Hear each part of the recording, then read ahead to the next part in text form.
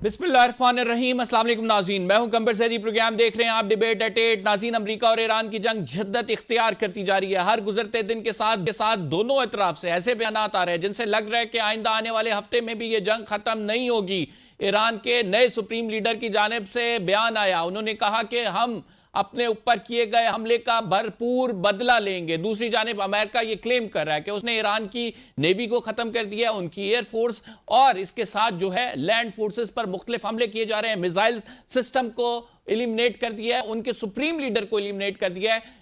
America ये जंग जीत चुका है। लेकिन वॉशिंगटन पोस्ट और दीगर अखबारात ये कहते दिखाई दे रहे हैं कि अमेरिका के पास इस जंग का प्लान जो है वो नहीं है। और हर गुजरते दिन के साथ ट्रंप की स्टेटमेंट चेंज होती है, जिसके बायस मुल्क में अनसर्टेनिटी है कि होगा क्या। ग्लोबल मार्केट्स को भी देखा जाए तो यही अनसर्टेनिटी प्रिवेल कर रही है। ऑयल की कीमतें पहले बढ़ी, फिर अमरीकी सदर की स्टेटमेंट के बाद कम हुई और उसके बाद फिर मजीद बढ़ गई। 101 रुपए फी बैरल पे अभी भी ऑयल स्टैंड कर रहा है। 68 से ये स्टार्ट हुआ था। तो ऑयल मार्केट की कीमतें बढ़ने से क्या पाकिस्तान में दोबारा 55 रुपए इजाफे के बाद इंक्रीज होगी पेट्रोल की कीमत? इस पर आज बात करेंगे। हमें ज्वाइन किया है मुशीर वजीर खजाना खुर्रम शहजाद साहब ने। बहुत शुक्रिया खुर्रम शहजाद साहब हमें प्रोग्राम में ज्वाइन करने के लिए। आज क्या एक्सपेक्टेड है, क्या फ्यूल प्राइस दोबारा से इंक्रीज होंगी? बहुत शुक्रिया मुझे लेने के लिए। देखिए जी, ये तो अभी मैं आपको नहीं बता सकता, ये तो आपको थोड़ा वेट करना होगा कि क्या डिसीजन होता है। इस सारे मामले में हम देख रहे हैं कि पिछली दफ़ा भी 55 रुपए का इंक्रीज़ हुआ। आलमी मंडी में भी तेल की कीमतें मुसलसल इंक्रीज़ हो रही हैं। ज़ाहिर बात है मुख्तलिफ ममालिक पे उनका असर आ रहा है, पाकिस्तान भी उससे मुतासर हो रहा है। क्या एक्सपेक्ट कर सकते हैं हम, क्योंकि प्राइम मिनिस्टर ने कहा था कि कौम को ये बोझ जो है बर्दाश्त करना पड़ेगा। क्या आप एक्सपेक्ट करते हैं कि आइंदा आने वाले दिन पाकिस्तान के लिए कैसे होंगे? देखिए जी, ये तो आपको पता है, जंग जब तक चल रही है और जब तक गैर यकीनी सूरत हाल है और कीमतें ऊपर नीचे हो रही हैं, तो ये तो कोई भी कुछ कह नहीं सकता कि कब तक चलेगा। और इसका impact of course short term में तो शायद इतना ना हो, अगर जल्दी रिजॉल्व हो जाता है मसला और कीमतें वापस आ जाती हैं नीचे, तो हमारी जो स्टेबिलिटी, फिर प्रोग्रेस और जो ग्रोथ का एक अमल शुरू हुआ है, वो इंशाल्लाह कंटिन्यू करेगा। अदरवाइज ऑफ कोर्स पूरी दुनिया इसके लपेटे में आ रही है और सिर्फ पाकिस्तान अकेला नहीं है। और पूरी दुनिया जब लपेटे में आती है तो हर कंट्री अफेक्ट होता है, हर कंट्री की ट्रेड अफेक्ट होती है, हर कंट्री की महंगाई जो है वो अफेक्ट होती है, उसको फर्क पड़ता है और लोगों को फर्क पड़ता है। खासकर जो डेवलपिंग इकोनॉमीज हैं, जहाँ पे डेवलपमेंट कम होती है, उनको ज्यादा फर्क पड़ता है बनस्बत डेवलप्ड इकोनॉमीज के, जिनके पास जो है वो रिसोर्सेज ज्यादा होती हैं। तो देखें, ये बहुत मुश्किल कॉल है ये बताना कि क्या होगा और कब किस तरफ ये ऊँट बैठेगा। मेरे ख्याल में आगे जाते हुए देखेंगे इंशाल्लाह क्या होता है। लेकिन जहां तक शॉर्ट टर्म का ताल्लुक है, पाकिस्तान का ताल्लुक है, पाकिस्तान जो है एक अच्छी पोजीशन में है। सप्लाईज जो है वो अवेलेबल हो रही हैं। आहिस्ता आहिस्ता पाकिस्तान के स्ट्रेटेजिक ताल्लुकात की वजह से प्रायोरिटी मिल रही है थोड़ी थोड़ी, और बेहतर हो रही हैं चीज़ें। सप्लाई जो है इंशाल्लाह इंश्योर की जा रही है। और आप देखें, मार्च की सप्लाई इंश्योर की गई है और जो है अप्रैल की सप्लाई भी अब जो है वो इम्प्रूव हो रही है। उसके लिए अरेंजमेंट हो रहे हैं। तो जहाँ तक सप्लाईज का ताल्लुक है, वो इंशाल्लाह जो है अपनी जगह रहेगी, बेहतर रहेगी। लेकिन ऑफ कोर्स कहीं शॉक्स लगते हैं तो उसके उसका इम्पैक्ट तो पूरी दुनिया पे आता है। ये सारी जो अल्टरनेट अरेंजमेंट हम कर रहे हैं वो कितना कॉस्टली हमें पड़ेगा? स्ट्रेट ऑफ हॉर्मज से आता था उसकी और कॉस्ट होती थी, जो अल्टरनेट रूट से आ रहा है उसकी और कॉस्ट है। कितना एक बर्डन पड़ेगा हम पर?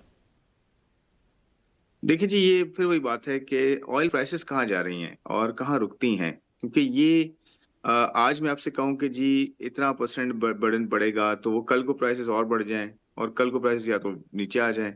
ये बड़ी अनसर्टेन सूरत हाल है। ये कोई अंदाजा नहीं लगा सकता कि जी कितना इशू होगा। लेकिन देखें, ये बात बिल्कुल सही है। ये तो बड़ी जो है वो अंडरस्टैंड करने वाली बात है कि जी अगर कीमतें बढ़ती रहेंगी तो उसका इम्पैक्ट नेगेटिव आएगा, पूरी दुनिया पे आएगा। और अगर आपको यहाँ से सप्लाई नहीं मिलती तो ऑल्टरनेट्स आपके पास रशिया के कुछ जो है वो उसकी भी अवेलेबिलिटी है, आपके पास ये ऑप्शन है। फिर आपके यूएस का भी ऑप्शन है, फिर आपके पास अफ्रीका का ऑप्शन है, सिंगापुर का ऑप्शन है। ऑप्शंस हैं। दुनिया जो है स्ट्रेट ऑफ हॉर्मुज पे ही नहीं खत्म हो रही, लेकिन इसके इम्पैक्ट इसके इम्पैक्ट बहुत दूर तक जा रहे हैं। क्योंकि यहाँ से ना सिर्फ ऑयल या गैस जो है वो गुजरती थी, शिपमेंट्स उसकी, बल्कि कुछ हद तक फर्टिलाइजर हो गया या फिर कुछ हद तक जो है और दूसरे तरह की जो मादनियात हैं या जो जो रिसोर्सेज हैं इस तरह की दुनिया की, जिस पे दुनिया चलती है, चाहे वो जो है कॉपर हो, चिप मैन्युफैक्चरिंग के लिए यूज हो रही हो, या फिर वो फर्टिलाइजर हो, नाइट्रोजन हो, या फिर जो है इसके अलावा जो है वो प्रोडक्ट, पेट्रोलियम प्रोडक्ट्स हों जिसमें डीजल भी शामिल है, खासकर जो है जो ट्रांसपोर्टेशन में यूज होता है। तो सिर्फ क्रूड ऑयल नहीं है या सिर्फ गैस नहीं है, तो और बहुत सारी प्रोडक्ट्स है जहाँ से गुजरती हैं। ये जगह बंद है तो ऑफ कोर्स इसका इम्पैक्ट आहिस्ता आहिस्ता पूरी दुनिया पे जो है वो आता जाएगा अगर ये प्रोलॉन्ग होती है। तो जरूरत इस अम्र की है कि इसे प्रोलॉन्ग ना होने दिया जाए, और मुझे लगता है कि ये शायद इतनी प्रोलॉन्ग नहीं होगी, क्योंकि इसमें अमेरिका भी कंटिन्यू शायद नहीं कर सकता इतना अर्सा, और फिर जो है जीसीसी जो कंट्रीज हैं इनको बड़ा जो है वो नुकसान हो रहा है। तो इनके लिए बड़ा इम्पोर्टेंट है कि मसला हल हो, और पाकिस्तान भी एक आपको पता है साजिश का रोल प्ले कर रहा है, सबके साथ जो है बात कर रहा है, ये इसको मसला सुलझाने की कोशिश कर रहा है, इसको सेटल करने की कोशिश कर रहा है। तो देखें, जहां तक इस चीज का ताल्लुक है कि जो है कहाँ से हमें मिल सकता है, तो ऑप्शंस हैं, बट आई थिंक फिलहाल we are in a good position. ऐसी कोई अभी बात नहीं है, लेकिन अगर प्रोलॉन्ग करती है तो ऑफ कोर्स ऑप्शंस देखे जा सकते हैं। रशियन क्रूड ऑयल की आपने बात की, क्या वो रिफाइनरीज हमारे पास मौजूद हैं कि उस ऑयल को रिफाइन किया जाए? देखिए जी, उसमें एक दो ग्रेड्स हैं, सारा का सारा ऑफ कोर्स कंपैटिबल उस तरह से नहीं होता, लेकिन कुछ ग्रेड्स हैं जो कि कुछ रिफाइनरीज कर सकती हैं। तो वो इतना बड़ा कोई ऐसा हर्डल नहीं है कि वो हो ही नहीं सकता कुछ भी। हाँ, कुछ वक्त के लिए किया जा सकता है, कुछ कुछ पोर्शन किया जा सकता है, पॉसिबिलिटीज हैं। क्योंकि जो मिनिस्टर साहब हैं वो ये कह रहे थे कि हम रशिया की तरफ इस वजह से नहीं जाते क्योंकि हमारी रिफाइनरीज इतनी अपडेटेड नहीं है, हमारे पास पुरानी रिफाइनरीज लगी हुई हैं, रशियन क्रूड ऑयल उसको रिफाइन करने में प्रॉब्लम्स हैं, इस वजह से हम जो है सऊदी तेल की तरफ ज़्यादा जाते हैं। और साथ में वो ये भी कह रहे थे कि ये जो मामला है, ये अनसर्टेनिटी ज़ाहिरी बात है, लेकिन आवाम पे बोझ पड़ेगा। तो यू सेकंड हैम के आइंदा आने वाले दिनों में, मतलब जैसे मैंने पेट्रोल की प्राइस पूछी, आपने कहा एग्जैक्ट नहीं बता सकते, but we can expect increase in petrol. देखिए, फिर वही बात है, मैंने कहा, मैंने ये बिल्कुल नहीं कहा कि बढ़ेगा, मैंने ये भी नहीं कहा कम होगा। मैं ये आपसे कह रहा हूँ कि प्राइसेस की एवरेज जो है कैलकुलेट होती है, वो ओगरा आज बताएगा, ओगरा फिर अपनी समरी भेजता है, समरी जाती है, आपको पता है जो है वो टॉप अथॉरिटीज के पास, फिर वो डिसाइड करते हैं। तो मैं इस पर कोई कमेंट नहीं कर सकता अभी, आप 12 बजे तक रुकें, आपको पता चलेगा उसमें क्या होगा। लेकिन मैं ये कह रहा हूँ कि देखें, कीमतें अगर बढ़ती हैं आगे जाते हुए तो कीमतें हमारे यहाँ बढ़ जाएंगी, अगर आगे जाते हुए कीमतें कम होती हैं तो हमारे यहाँ कीमतें कम हो जाएंगी। तो ये दोनों साइड्स चलती हैं चीजें, ये जैसे हिस्ट्री में होता है, कोई नई चीज नहीं है ये। लेकिन आज प्रॉब्लम ये है कि वॉर चल रही है, जंग चल रही है, आपके सप्लाईज लिमिटेड है, बहुत मुश्किल हो गया है डीजल जो है वो अरेंज करना, पेट्रोल अरेंज करना, क्रूड अरेंज करना। फिर भी आपके पास अच्छे दिनों का जो है वो पेट्रोल भी है, अच्छा आपने जो है वो इकट्ठा कर भी रहे हैं, और डीजल हो गया, पेट्रोल हो गया, क्रूड हो गया। क्रूड खासकर ज्यादा जो है सोर्स किया जा रहा है इस वक्त पाकिस्तान के लिए, ताकि हमारी रिफाइनरीज के पास क्रूड आता रहे, ताकि पेट्रोल, डीजल, दूसरी प्रोडक्ट्स इस तरह से मिलती रहे, जैसे अभी मार्केट में मिल रही हैं।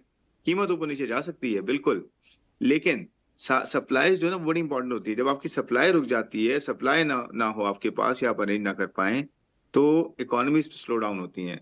उसके उसकी वजह से फिर कीमत मैटर नहीं करती। आपको पता है ना, जब सप्लाई ना हो मार्केट में, तो अल्लाह का शुक्र है कि हमारे पास सफिशिएंट स्टॉक्स हैं, और जो है अरेंज किए जा रहे हैं, ताकि हमारे पास जो है काफी फैज़ल, पाकिस्तान दिनों के लिए क्या बेहतर वो रहता है, रशियन स्टॉक्स रहे। ऑयल इंपोर्ट और करें हम दूसरी या बात फिर यह सऊदी है, ऑयल की तरफ जाएं? पाकिस्तान के दूसरी अवाम बात के हक यह में है, क्या? जी।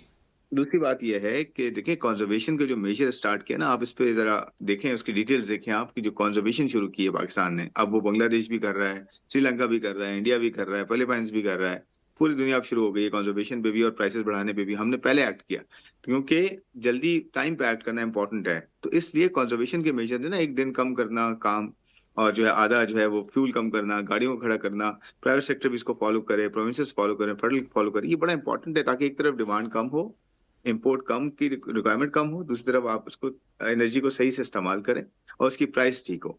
तो आई थिंक ये मिल के जो है ना स्ट्रैटेजी ऐसी है, जिसकी वजह से चैलेंजेस का सामना जो है वो किया जा सकता है, और मैं इंशाल्लाह हम करेंगे। आपके दूसरी बात यह प्रिकॉशनरी है, जो मेजर्स पे सऊदी भी मैं और आऊंगा, रशिया की लेकिन बात की इससे आपने, पहले मैं ये जानना चाहता हूं कि Russian oil in comparison with Saudi oil कौन सा पाकिस्तान की आवाम के लिए, मतलब इन टर्म मॉनेटरी टर्म्स में देखें तो ज्यादा बेनिफिशियल है? नहीं, ऑब्वियसली देखें, सऊदी तो आपके सामने है ना, कितने दूर है सऊदी है यहाँ से, या दुबई, यूएई जो जहाँ से आप इंपोर्ट करते हैं, कितना दूर है? 1 घंटे का रास्ता है आपके जहाज से। नहीं, रशिया प्रोवाइडेड कहाँ दैट स्ट्रेट दूसरी ऑफ दुनिया में हॉर्मुज पड़ा राइट हुआ है। नाउ अभी क्लोज है, हम अल्टरनेट रूट पे जा रहे हैं। वो तो मैंने आपको जवाब दिया ना पहले, मैंने आपसे यही कहा कि देखिए ऑल्टरनेट्स हैं, लेकिन अभी फिलहाल फौरन से करने की जरूरत नहीं है, क्योंकि आपके पास सऊदी ने आपको अरेंज करके दे रहा है ना वो क्रूड ऑयल। आपकी देखिए स्ट्रेटेजिक ताल्लुकात जो है ना यही काम आते हैं, इन्हीं मुश्किल हालात में काम आते हैं। सऊदी अरब आपको जो है शिप्स अरेंज करके उसने दिए हैं, और एक बड़ा शिप अरेंज करके दे रहा है जिसमें 4 शिप्स के बराबर का माल है। वो कह रहा है शिप टू शिप आप ट्रांसफर करें, लेकिन हमारे शिप्स अवेलेबिलिटी का भी इशू है ना, हमारे भी कुछ शिप्स वहां फंसे हुए हैं, जिसको पाकिस्तान बहरिया जो है वो माशाल्लाह से लेकर आ रही है अल्हम्दुलिल्लाह, और लेकर आई भी है। तो देखिए बात ये है कि अवेलेबिलिटी ऑफ शिप्स का भी इशू है ना, कि जगह हम रखें कहाँ, उतारें कहाँ। तो ये भी है। तो ये रशिया का जो है ना वो ऑप्शन है, लेकिन वो दूर बहुत है वहां से। फिर आपको पता है ट्रांसपोर्टेशन कॉस्ट, यूएस की बात करते हैं वो भी ऑप्शन है, वहां से भी ट्रांसपोर्टेशन कॉस्ट का मसला है। तो आने जाने का जो किराया लगता है, इंश्योरेंस कॉस्ट है, और बहुत सारे मसले हैं, इंसिडेंटल्स होते हैं बीच में। एक खाली प्राइस तो नहीं होती ना, फिर उसमें स्टोरेज का 50 भी चीजें और इशू है। होती हैं। नहीं नहीं, स्टोरेज का डिपोज का मसला नहीं है हमारे पास। हमारे पास डिपोज का मसला नहीं है, डिपोज है हमारे पास, लेकिन प्राइवेट सेक्टर के डिपोज हैं सारे। इशू ये है कि वहां से हम लेकर आ रहे हैं जहाजों की अवेलेबिलिटी, इंश्योरेंस कोई नहीं दे रहा उसके ऊपर, फिर आपके जो है वो किराया बढ़ गया है बहुत ज्यादा। वो भी प्रॉब्लम है ना, आप सऊदी से लाते हैं आपको किराया जितना पड़ रहा है आज, वो भी 3-4 टाइम्स हो गया है। आपको पता है गैस का कंसाइनमेंट जो पहले आता था वो $30 मिलियन का था, आज $70-80 मिलियन का भी नहीं मिल रहा। सर इसी खुरम तरह साहब, से जब हम डिपोज की बात करते हैं फिर हमें प्रिकॉशनरी मेजर्स लेने चाहिए थे ताकि हमारे पास इतना ऑयल स्टोरेज हो कि हमें एक साथ 55 रुपए इजाफा ना करना पड़े और एक पैनिक की सूरत हाल ना क्रिएट हो। जब हम ये कहते हैं कि हमारे पास स्टोरेज डिपोज है, हमारे पास बहुत अच्छी कैपेसिटी है, कंपिटिटिव कैपेसिटी है, फिर हम उसके अगर मेजर्स नहीं लेते तो सवाल फिर पैदा होता है। नहीं जी, मैंने तो ये नहीं कहा कि स्टोरेज कैपेसिटी जो है हमारे पास बिल्कुल नहीं है। प्राइवेट सेक्टर के पास है ना स्टोरेज कैपेसिटी। ये 20 दिन का जो स्टॉक रखते हैं, ये क्यों रखते हैं? 20 दिन का स्टॉक इसीलिए रखते हैं कि कम से कम आपके 20 दिन का स्टॉक मेंटेन होना चाहिए, उसके ऊपर जो भी इंपोर्ट करें बेचें वो रियल प्राइस पे होगा। तो आप जो बात कर रहे हैं कि जी आपके पास स्टोरेज होगी तो प्राइस आप नहीं बढ़ाएंगे, ऐसा बिल्कुल नहीं है। स्टोरेज होने के बावजूद भी प्राइस बढ़ती है और कम होती है। स्टोरेज तो इसलिए होता है कि जब ऐसी सिचुएशन आ जाए कहीं से आपको कुछ ना मिले, तो वो स्टोरेज जो है आप फिर उसको मतलब आपके रिजर्व्स यूज करें। स्टोरेज तो होती है, स्टोरेज के बगैर कैसे हो सकता है मुझे बताएं ना। गैस की स्टोरेज नहीं है हमारे पास, ऑयल की तो प्राइवेट सेक्टर के पास है, गैस की स्टोरेज नहीं है। और आप बिल्कुल सही कह रहे हैं, और द लास्ट 30-40 ईयर्स हमें ये सब करना चाहिए था, वो नहीं किया, जो कि जो है फिर बाद में प्रॉब्लम होती है। लेकिन प्राइस का इससे ताल्लुक बिल्कुल नहीं होना चाहिए कि प्राइस नहीं बढ़ेगी। अगर स्टोरेज होगी आपके पास, बहुत ज्यादा ऑयल होगा, तो आपकी प्राइस नहीं बढ़ेगी। प्राइस मार्केट ड्रिवन होनी चाहिए। प्राइस को नीचे जाएगी तो नीचे भी होनी चाहिए, ऊपर जाए तो ऊपर भी होनी। प्राइस जो है ना उससे हमें नहीं खिलना चाहिए, सब्सिडियों पे नहीं जाना चाहिए, कर्जे लेके सब्सिडी दें और बाद में हम अपने लोगों पे जो है वो महंगाई डालें, टैक्सेस डालें, आईएमएफ के पास नहीं, दोबारा अपने जाएं। लोगों पे ही ये नहीं अगर होना महंगाई चाहिए। डालने की बात है तो पेट्रोलियम लेवी 100 पे, अभी जो रिसेंटली पुराने फ्यूल पे जो प्रॉफिट रेशो है जिसपे एक अंदाजे के मुताबिक 82 बिलियन जो पब्लिक लॉस बताया जा रहा है, जो मुख्तलिफ कंपनीज ने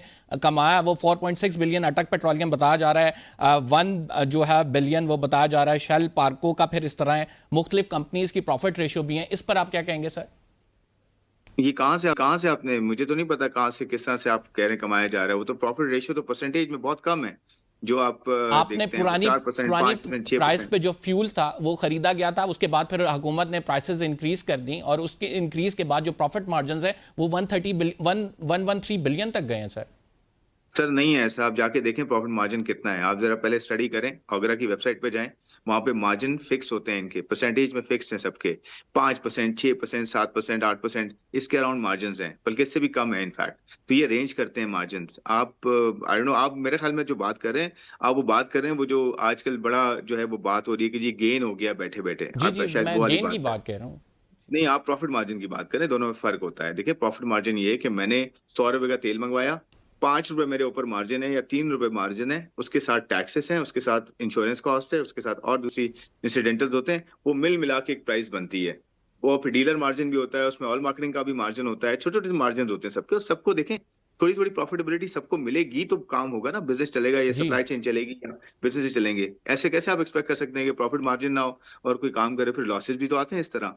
तो देखें ये सप्लाई जो होती है ना एनर्जी की, बड़ी बड़ी क्रूशियल चीज होती है, बड़ा क्रूशियल सप्लाई होती है, इसको आपको बड़ा डेलिकेटली हैंडल करना पड़ता है। दूसरी बात ये है, आप जो गेन्स की बात कर रहे हैं, ये एक गलत कॉन्सेप्ट है कि जी आपके पास 20 दिन का स्टोरेज था, 20 दिन के आपके पास जो है ना वो तेल था मौजूद था 20 दिन का, तो आपने जो प्राइस आई वो आपने बढ़ा। ऐसा नहीं है। जो एक हफ्ते की प्राइस जो एवरेज आई थी जिस पे इंपोर्ट हुई है, उसके साथ साथ जो प्राइसिंग होती है जिस तरह से आपकी स्टैंडर्ड, उसी हिसाब से प्राइस जो है मार्केट में आ जाती है।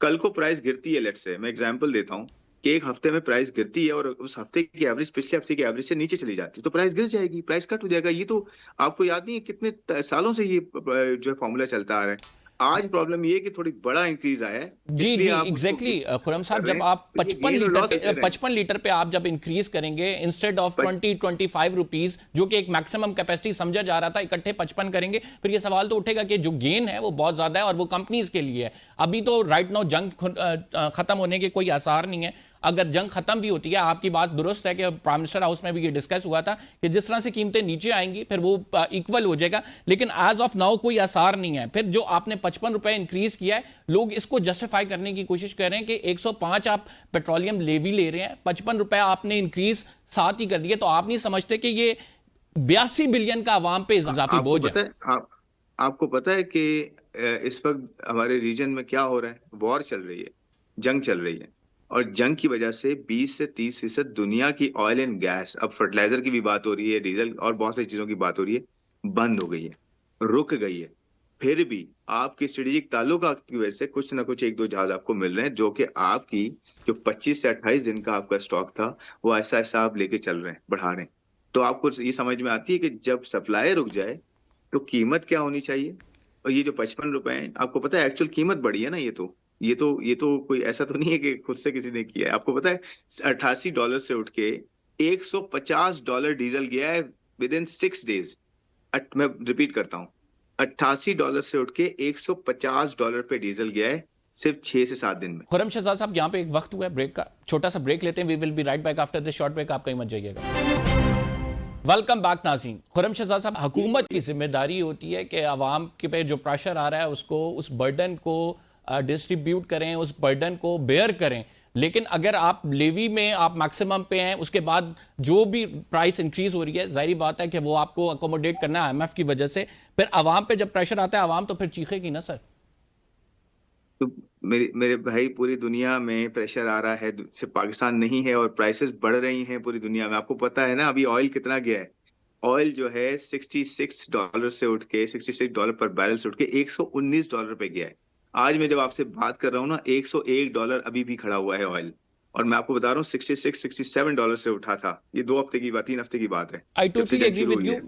आपकी बात मैं ठीक दुरुस्त है, मान रहा हूं। मैं ये नहीं कह तो रहा कि प्राइस बढ़ रही है ये ना। गलत हुआ है, लेकिन हम जरा डेवलप्ड कंट्रीज की भी एग्जांपल देख लेते हैं। नॉर्वे में 18 नॉक्स आप से बिल्कुल 22 नॉक्स पे फ्यूल गया। उन्होंने फिर पॉलिसी निकाली कि हुकूमत जो है वो अपनी जो टैक्सेशन है उसे कम कर देगी, क्योंकि आवाम को रिलीफ देना है। बहरहाल अगर इसको भी, अगर हम कंपैरिजन इसका कर लें जरा, हमारे मिनिस्टर्स किस तरह से प्रोटोकॉल इस्तेमाल करते हैं। मैं एक छोटी सी आपको एग्जांपल दे देता हूं। एक मिनिस्टर के साथ 11 गाड़ियां नाज़रीन होती हैं। एक प्राइमरी व्हीकल होती है, एक बैकअप व्हीकल होती है, एक एडवांस व्हीकल है, फिर प्रोटोकॉल सेडान है, फिर 2 स्कॉट्स SUVs हैं, फिर एक स्टाफ कार है, एक कम्युनिकेशन वैन है, एक पिकअप है जो उनके साथ पुलिस की चलती है। तो 11 व्हीकल्स पर मबनी सर बड़े बड़े स्कॉट्स होंगे। उनका फ्यूल बजट जो है, जो कि ऑलमोस्ट जाता है 114 बिलियन पे पर ईयर। तो सर सवाल तो फिर पैदा होगा ना। नहीं, तो कंजर्वेशन के मेजर्स नहीं देखे आपने कि 50% फ्यूल को कम कर दिया गया है, गाड़ियों की बाइंग को खत्म कर दी है, 60% गाड़ियां खड़ी कर दी हैं, कोई बाहर की जो है वो एक्स्ट्राऑर्डिनरी कोई दौरे नहीं होंगे, एक दिन छुट्टी का दे दिया एडिशनल, 3 दिन छुट्टी होगी, 4 दिन काम होगा, उसमें भी जाएंगे लोग, 50% जाएंगे।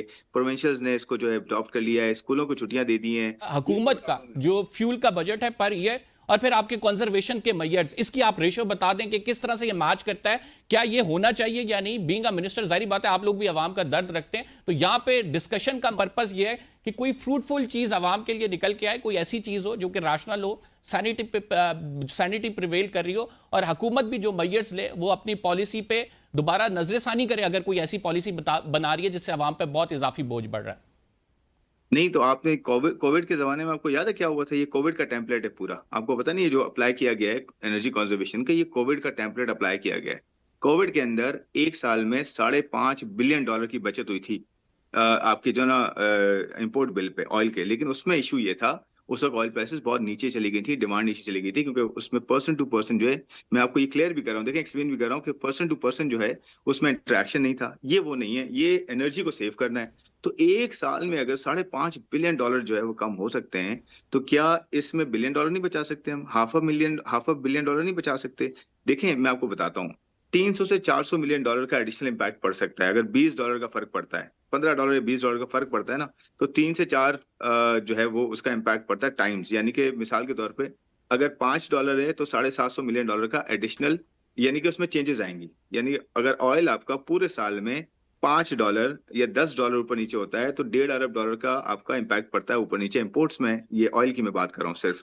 तो आज जो है आपका ऑयल कहाँ से कहाँ गया है जी, मैंने शुरू में आपसे कहा, आपको याद है 66 से उठ के आज जो है हम $100 पे खड़े हुए हैं। तो तकरीबन आपका कितना डॉलर्स इंक्रीज हो गए हैं, कम से कम $44 इंक्रीज हुए हैं आपके, विच मीन कि $5 बिलियन का आपका इम्पैक्ट पड़ सकता है। अगर आप यहीं पर ही $100 खड़े रहे या $120 हो गया तो $5 बिलियन का इम्पैक्ट पड़ता है। तो कितना है उसका जो है इफेक्ट आएगा आपके जो है वो पर मंथ, आपको पता है 150 से $200 मिलियन, $300 मिलियन आ सकता है।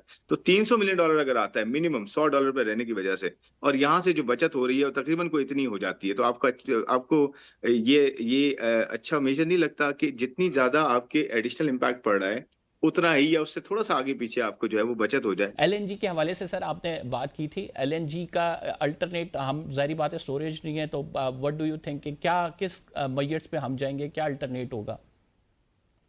देखिए जी, एलएनजी का तो मैंने आपको बता दिया कि एलएनजी जो है वो कतर से तो बिल्कुल बंद हो गई है, ठीक है ना, उसने फोर्स मेजोर कर दिया है। और अच्छी बात यह है कि गैस पे हमने लोकल जो गैस है हमारी, जो कि कुएं बंद हो गए थे, बंद कर दिए गए थे इनफैक्ट, जो एलएनजी की वजह से, कि जो इंपोर्ट कर रहे थे उसको हम यूज कर रहे थे। अब अच्छी बात ये हो गई है कि जो लोकल कुएं हैं उन्होंने सिस्टम में गैस डालना शुरू कर दिया है। वो गैस जो हमारी अपनी इंडिजिनस गैस जो हमने रोक दी थी वो दोबारा से ऑन हो गई, क्योंकि एलएनजी हम ले रहे थे बाहर से, वो एक हमारे पास अरेंजमेंट था ऑलरेडी, उसको भी जो है हमने पैसे दे रहे थे तो उसको यूज करना था। अब ये हुआ है कि इसमें आप ब्लेसिंग डिसगाइज कह लें या जो भी कह लें, कि एलएनजी जो है हमारी कतर से आ रही थी, तो कतर ने क्या किया कि कतर ने फोर्स मेजोर डिक्लेयर कर दिया कि जी उसने हाथ खड़े कर दिए, वो नहीं दे सकता, क्योंकि वहां पे जो है मिसाइल्स फायर हो रहे थे। तो इस वजह से अब हमारे पास अपनी गैस अवेलेबल हो गई दोबारा से, तो ये एक बड़ी अच्छी चीज होगी। दूसरी चीज ये हुई है कि समर्स जो है ना वो जल्दी आ गए। गर्मी की वजह से जो डिमांड थी ना वो 30-40% कम हो जाती है, वो होती जा रही है। गीजर्स की, हीटर्स की डिमांड जो है क्योंकि उनकी यूटिलाइजेशन कम हो जाती है। तो गैस में डिमांड का कम होना और अपनी गैस का आ जाना, फिल हो जाना, ये दो चीजें बड़ी अच्छी हुई हैं। तीसरी चीज ये है कि आपके पास एलपीजी भी अभी भी अवेलेबल है, और उसके अलावा जो है ये जो इंडिजिनस गैस है ये आपको बड़ी हेल्प करेगी इंशाल्लाह आगे जाते हैं। और कुछ ऐसे प्रोजेक्ट्स भी आ रहे हैं आगे 2-3 महीने में, आप देखेंगे, जिसमें एडिशनल गैस आपको जो है ना वो ऐड होगी। तो ओवरऑल जो है गैस की थोड़ी लोड शेडिंग भी चलती है, जो चलती आई है, आई थिंक इसके साथ हम गैस के साथ सर्वाइव कर सकते हैं। अब इस पूरी जंग से जो मौशी तौर पर पाकिस्तान पर असरात पड़ेंगे, इन्फ्लेशन बढ़ेगी, अब जारी बात है कि एक मुश्किल टाइम है पाकिस्तान के लिए। हम अगर बैकअप की बात करें, जो कि एनर्जी बैकअप है, वो कितने अरसे तक का है हमारे पास, या हम अल्टरनेट पे अरेंजमेंट कर रहे हैं, लेकिन जो ये अरेंजमेंट्स हो रहे हैं इसमें हम अगर बात करें कि हम जैसे 28 दिन की बात होती है कि 28 दिन का हमारे पास फ्यूल अवेलेबल है, आगे आने वाले दिनों में आप लोगों ने क्या फोर्सी किया हुआ है, क्या आपकी स्ट्रैटेजी है? जी देखिए, मैं आपको पहले ही बता चुका हूँ कि नंबर ऑफ डेज में अगर बात करें तो 28 से 30 दिन का स्टॉक आपके पास अवेलेबल है। उसमें आपके पास पेट्रोल है, डीजल है, जेपी है, क्रूड ऑयल आपके पास अच्छा है, और कुछ शिप्स के थ्रू आ भी रहा है क्रूड ऑयल, तो ऐड होता जा रहा है। अल्लाह का शुक्र ये कि हम मार्च में ऑलरेडी कवर्ड है, वेल कवर्ड है। और हम जो है अप्रैल के लिए अब जो है ना वो अरेंजमेंट कर रहे हैं, और अप्रैल भी जो है इंशाल्लाह कवर होगा। और ये पूरा साइकिल चलता है ऐसे कि 20 दिन का आपका स्टॉक रहता है, ऊपर से जो स्टॉक आता है उसकी प्राइसिंग सही रहती है, जो इम्पोर्ट कॉस्ट होती है वही आती है, वही आपकी जो है वो पास ऑन होती है। वो नीचे जाता है तो नीचे जाती है, और ऊपर जाते हैं तो ऑफकोर्स ऊपर जाती है। तो ये एडजस्टमेंट इस तरह से चलती है, साइकिल ऐसे चलता है। इसमें गेन्स आते रहते हैं और लॉसेस भी आते हैं, तो कोई जेब से निकाल के ना गेन देता है ना लॉस देता है, वो पेपर पे चल रहे होते हैं। जो इम्पोर्ट हो रहा होता है वही प्राइस पे आता है, और वही जो है वो जाता है मार्केट में भी, जिस तरह एक ग्रोसरी स्टोर भी करता है, आप घर पे भी अपना जो है ना वो राशन डालते हैं। तो ये एक स्ट्रेटेजिक तो रखते हैं आप अपने पास ऑनगोइंग बेसिस पे। तो खैर ये था पूरा, आई थिंक इंशाल्लाह विद कंजर्वेशन और विद स्ट्रेटजी, सारी इम्प्लीमेंटेशन के साथ हम इंशाल्लाह इस चैलेंज से मिल के बाहर निकलेंगे और कामयाब होंगे। Thank you very much. Khurram Shahzad साहब नाज़रीन हमारे साथ मौजूद थे, मौक़िफ़ दे रहे थे। हमारे पास इनफ जो है अभी रिजर्व्स पड़े हुए हैं, 20 से 30 दिनों का रिजर्व्स हमेशा से रहता है, और गेन एंड लॉसेस भी उसी हिसाब से होते रहते हैं। अपनी राय का इज़हार कर रहे थे। प्रोग्राम में एक छोटा सा ब्रेक लेंगे। We will be right back after this short break, आप कहीं मत जाइएगा। वेलकम बैक नाज़रीन। हमें ज्वाइन किया है पाकिस्तान के अमेरिका में साबिक सफ़ीर सरदार मसूद खान साहब ने, प्रेसिडेंट है आज़ाद जम्मू कश्मीर के रहे हुए हैं। बहुत शुक्रिया हमें प्रोग्राम में ज्वाइन करने के लिए। व्हाट डू यू थिंक, दोनों साइड से बड़ी हार्ड स्टेटमेंट्स आ रही हैं। मुश्तबा खामनाई जब से सुप्रीम लीडर बने हैं, पहला बयान जो वो उनका आया बड़ा ख़तरनाक है। अमेरिका की जानिब से भी बड़े ख़तरनाक बयान आ रहे हैं। बज़ाहिर लग ये रहा है कि ये जंग बढ़ेगी। क्या आप देखते हैं कि ये जंग कितनी खतरनाक हो सकती है? ऑलरेडी हम ये देख रहे हैं कि आए दिन के साथ एस्केलेशन बढ़ती जा रही है।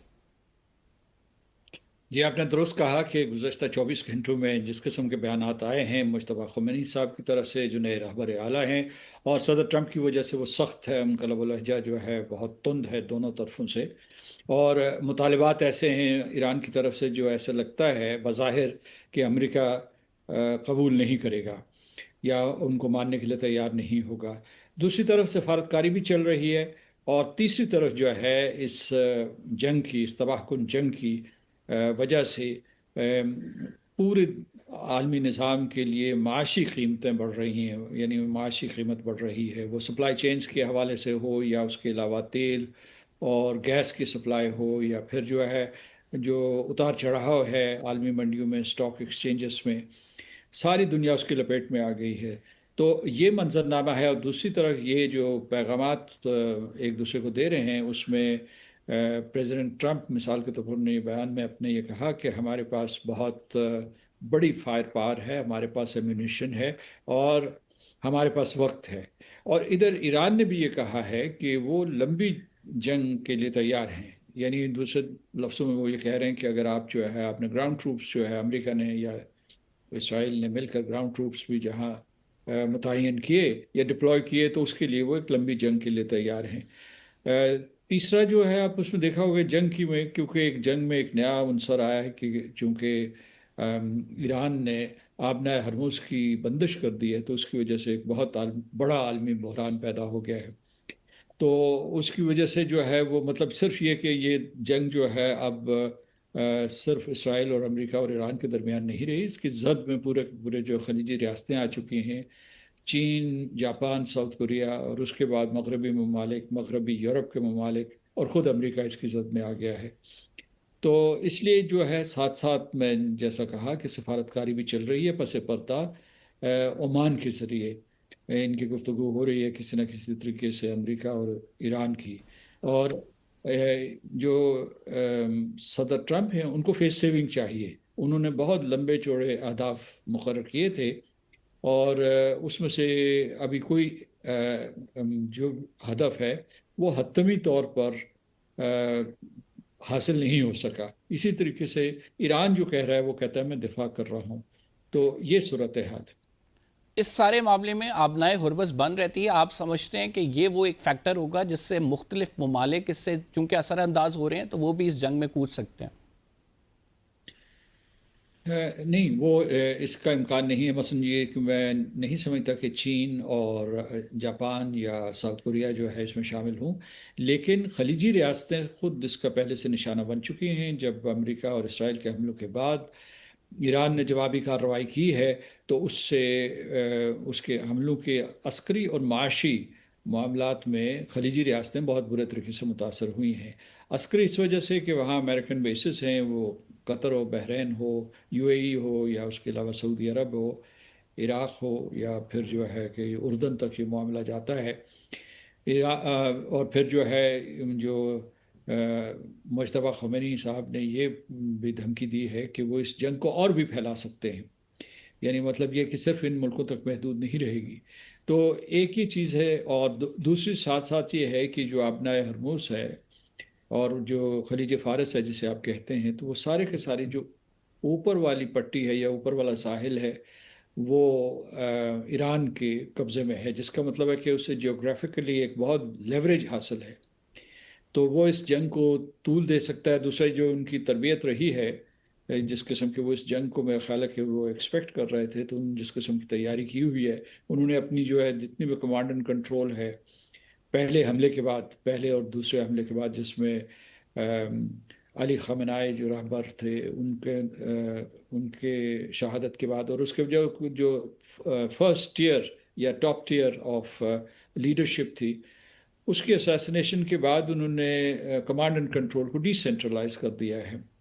और इसी वजह से देख रहे हैं कि तमाम इसराइल की और अमेरिका की बमबारी के बावजूद वहाँ से हमले हो रहे हैं, और उन्होंने स्मार्ट वेपन्स इस्तेमाल कर रहे हैं, ड्रोन्स इस्तेमाल कर रहे हैं। इसी तरीके से जो है उनकी जो आबनाए हरमुज़ के आसपास जो हैं वो स्पीड बोट्स हैं, और यानी मतलब ये एसिमेट्रिक वॉरफेयर लड़ रहा है। एक तरफ जो है वो अपने हाइपरसोनिक और बैलिस्टिक मिसाइल से निशाने दाग रहा है, और दूसरी तरफ जो है वो एक किस्म के छोटे हथियारों से उनको नुकसान पहुंचाने की कोशिश कर रहा है।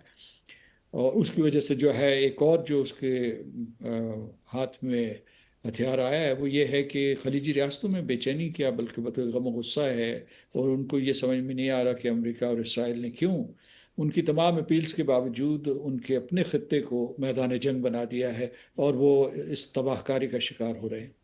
अब खलीजी रियासतों से क्या अमेरिका के ताल्लुकात ख़राब होंगे, क्योंकि ईरान से तो एक हम ऑलरेडी वो स्टेट ऑफ वॉर में ईरान की जानिब से हमले किए जा रहे हैं। क्या खलीजी रियासतें ये सारा गुस्सा अमेरिका पे निकालेंगी? बिलियंस ऑफ डॉलर की इन्वेस्टमेंट है अमेरिका के अंदर इन खलीजी रियासतों की, और ट्रंप को वो मुख्तलिफ मद में पैसे भी मिलते रहते हैं। तो आपका इस पर क्या नुक्ता नज़र है, प्रोवाइड दैट हम ओमान के वज़ीर ख़ारजा की स्टेटमेंट देखें जिसमें वो ईरान का साथ देते हुए नजर आए, और उन्होंने ये भी कहा कि ईरान को कमज़ोर करने के लिए, रीजन को डिस्टेबलाइज करने के लिए ये तमाम अमल इसराइल की जानिब से किया जा रहा है। इस किस्म की आवाज़ें उठ रही हैं, और ये भी आप जहन में रखिए कि जो शिया आबादी है इन तमाम खलीजी रियासतों में मौजूद है। लेकिन जो आपका मरकज़ी सवाल है उसका मैं जवाब यूँ दूंगा कि जो खलीजी रियासतें हैं उनके अमेरिका के साथ जो ताल्लुकात हैं वो उनके लिए भी मनफियत बख्श हैं। यानी मतलब ये है कि वो कोई अमेरिका में चैरिटी नहीं कर रहे। अगर वहाँ उन्होंने सरमाकारी की हुई है या अपने जो है अपने डिपॉजिट्स उनके वहाँ मौजूद हैं, तो इससे इन खलीजी रियासतों को फ़ायदा है। और अमेरिका की बड़ी मंडी है, वहाँ इनकी तमाम चीज़ों की खपत हो जाती है, और सरमाकारी के लिए भी दरवाजे खुले हुए हैं। यूरोप में भी यही सूरत हाल है। लेकिन यानी इसमें सप्लीमेंट्री सवाल लीजिए सरदार साहब, इसमें अगर हम बात करें खलीजी रियासतों की, एक ऑयल की बात करते हैं हम कि खलीजी रियासतें, जाहिर बात है कि वहाँ पे स्ट्रेट ऑफ हॉर्मज़ बंद है तो वहाँ पे प्रॉस्पेरिटी नहीं हो सकती। दूसरी हम बात करते हैं उनकी सिक्योरिटी के हवाले से भी खलीजी रियासतों के तहफ़्फ़ुज़ात हैं कि वो इंटरसेप्टर्स जो हैं ईरान को ज़्यादा, सॉरी इसराइल को ज़्यादा दिए जा रहे हैं बनस्बत जो है अमेरिका रुख करे डिफेंस की तरफ खलीजी रियासतों के। अगर दोनों साइड से उनकी उस तरह से सुनवाई नहीं हो रही तो फ्रस्ट्रेशन मजीद बढ़ती जा रही है। इसका क्या नतीजा निकल सकता है? फ्रस्ट्रेशन तो ज़रूर है, और एक किस्म का यानी मतलब रिजेंटमेंट भी है और मज़ाहमत भी है, तनकीद भी की जा रही है खलीजी रियासतों की तरफ से। यानी सिर्फ जो है ओमान की तरफ से नहीं, और रियासतों ने भी खुलकर जो है अमेरिका के ऊपर तनकीद की है दबे लफ्ज़ों में, क्योंकि वो कुछ मतलब है थर्ड पार्टी क्रिटिसिज्म करवाते हैं अमेरिका के और उनके ताल्लुकात इस किस्म के। लेकिन जो इसका स्ट्रेटिजिक ढांचा है यहाँ खलीजी रियासतों का, मैं नहीं समझता कि वो अमेरिका के सामने खड़े हो सकते हैं। और अमेरिका जो है उसके यानी वो एक किस्म के अमेरिका की ख्वाहिशात के ताबे हैं। और अगर वो अब इसमें सिर्फ एक दो तीन बड़ी रियासतें हैं जिसमें मसलन सऊदी अरब है, सऊदी अरब जो है अमेरिका से कुछ मामलात के सिलसिले में उसूलों पर डटा रहा है। लेकिन बाकी खलीजी रियासतें जो है उनके लिए एक किस्म की ये स्ट्रेटिजिक छतरी जो है वो अमेरिका ने दी हुई है। और ये इनके मतलब यूनाइटेड किंगडम के साथ भी बड़े अच्छे ताल्लुकात हैं, और पूरे यूरोप के साथ इनके अच्छे ताल्लुकात हैं। तो इस वजह से ये कोई इसमें कोई बहुत बड़ी डिस्ट्रप्शन नहीं आ सकती। वो चाहेंगे कि किसी तरीके से जंग जल्द अज जल्द ख़त्म हो और वो इसके नुकसानात को कम अज़ कम कर सकें। लेकिन ये कि इनके दरमियान कोई दरार पड़ेगी। एक जो उनका शिकवा है वो ये है कि ये जो उनकी सिक्योरिटी फोर्सेस थी, ईरान का ये मौक़िफ़, ये जो सिक्योरिटी फोर्सेस यहाँ डिप्लॉयड हैं बहरीन में या कतर में मिसाल के लिए, यूएई में और सऊदी अरब, इनका मकसद ये था कि ये इन इलाक़ों को सिक्योरिटी मुहैया करेंगी खलीजी रियासतों को।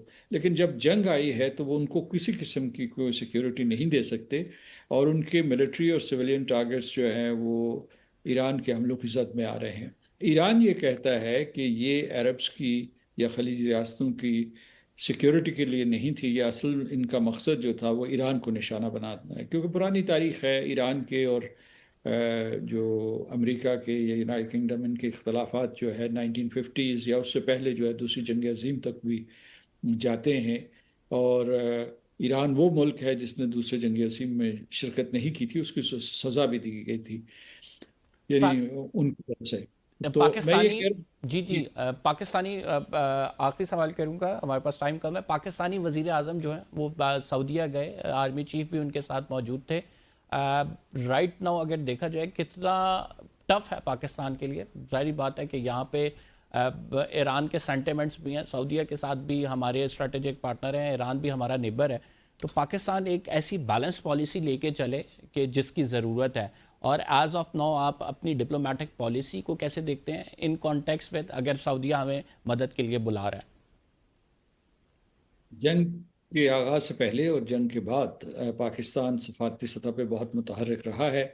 और पाकिस्तान के कायदीन ने वज़ीर आज़म और नायब वज़ीर आज़म जो हैं, इन्होंने स्ट्रेटिजिक और क्या कहते हैं उसको, स्ट्रेटिजिक कम्युनिकेशन बरकरार रखी है और शटल कम्युनिकेशन बरकरार रखी है। मतलब एक तरफ जो है वो अमेरिका से बात कर रहे हैं और मुशावरत कर रहे हैं, उनको मशवरा दे रहे हैं, दूसरी तरफ तेहरान के साथ उनके राब्ते हैं, और तीसरे जो सऊदी अरब और दूसरी खलीजी रियासतों से न सिर्फ टेलीफोन के राब्ते हुए। अब ये आपने इस विज़िट का भी जिक्र किया है, तो इनका मरकज़ी नुक्ता यही है कि इस जंग को ख़त्म किया जाए और ये जो बरादर ममालिक एक दूसरे के साथ लड़ रहे हैं, या मतलब ये यानी ईरान जो हमले कर रहा है, उनको किसी तरीके से ख़त्म किया जाए और खलीजी रियासतों के नुकसान को कम अज़ कम किया जाए किसी तरीके से, और कोई जंग ख़त्म हो। तो पाकिस्तान का बड़ा इस सिलसिले में काबिल तारीफ़ और तामीरी किरदार है। इसके अलावा ये भी मैं कहूँगा कि सलामती काउंसिल में पाकिस्तान ने मुख्तलिफ़ मौक़ों के ऊपर जो बयानात दिए हैं वो भी बहुत तामीरी हैं, ठोस हैं और अक़वाम मुत्तहिदा के चार्टर के मुताबिक हैं। और यानी मतलब अमन और सलामती के लिए पाकिस्तान ने कोशिश की है। अगरचे पाकिस्तान के पास ऑप्शंस महदूद हैं, लेकिन और उसके अपने मसाइल हैं, क्योंकि जो मगरबी सरहद पर अफ़गानिस्तान हमलावर है, मशरक़ी सरहद पे हिंदुस्तान जो है एक और हमले के दर पे है, और ये यानी ईरान और पाकिस्तान की सरहद के ऊपर ये एक नई सूरत हाल पैदा हो गई है। इसके बावजूद पाकिस्तान ने सफारतकारी में सरमायाकारी की है, यानी इन्वेस्टमेंट की है, और पाकिस्तान का किरदार काबिल तहसीन है। बहुत शुक्रिया नाज़रीन, हमारे साथ सरदार मसूद साहब मौजूद थे, अपनी राय का इजहार कर रहे थे। प्रोग्राम में फिलहाल इतना ही। कमर जैदी को इजाज़त दीजिए, अगले प्रोग्राम में आपसे मुलाकात होगी। अल्लाह ने